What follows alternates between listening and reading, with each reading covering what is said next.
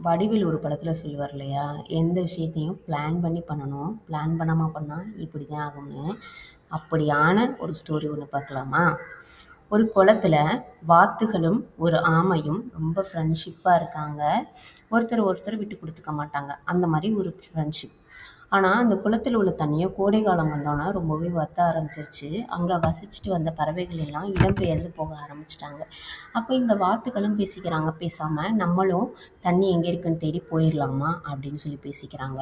உடனே அந்த ஆமை என்ன பண்ணுது, "என்ன ஃப்ரெண்ட்ஸ் என்னைய விட்டுட்டு நீங்க போகலான்னு பார்க்குறீங்க.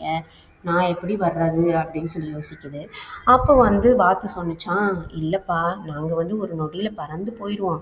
ஆனா உன்னால வர முடியாது ஸ்பீடா. என்ன செய்றது? நாங்க வேணா முன்னாடி போறோம். நீ வேணா மெதுவா வாயேன்." அப்படின்னு சொல்லி சொல்றாங்க. அப்ப ஆமை ஒரு ஐடியா குடுக்குது. "நீ 2 பேரும் என்ன பண்றீங்கன்னா, கம்ப புடிச்சுக்கோங்க உங்க கால்ல. அங்கிட்டும் இங்கிட்டுமா புடிச்சுக்கோங்க. நான் இடையில அந்த கம்ப புடிச்சு கவ்விக்கிட்டே வர்றேன்." அப்படின்னு சொன்னுச்சாம். அப்பவே வாத்து கேட்குது, "இங்க பாரு, இந்த பிளான் கரெக்ட்டா ஒர்க் அவுட் ஆகுமா? ஏன்னா ரொம்ப தூரம் போறோம்.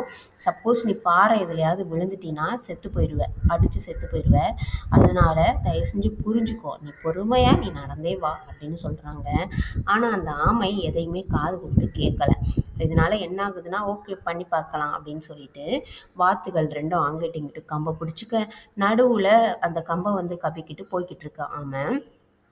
போய்க்கிட்டு இருக்கிறது ஒழுங்கா போகணும்ல சேஃபா.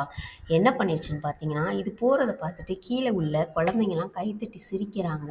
"ஏய் இங்க பாரேன், இது சூப்பரா இருக்கு பாரேன். இந்த ஆமை எப்படி அந்த 2 வாத்த தூக்கிட்டு போகுது பாரேன்." அப்படின்னு சொல்ல, இந்த வாத்துகளும் பேசாம போய்க்கிட்டு இருக்கு.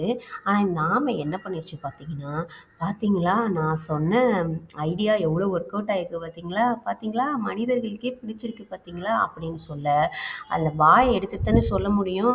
அவங்க ஜாலியா பேச விழுந்துச்சு. ஒரு பாறையில விழுந்து இறந்தும் போயிருச்சு.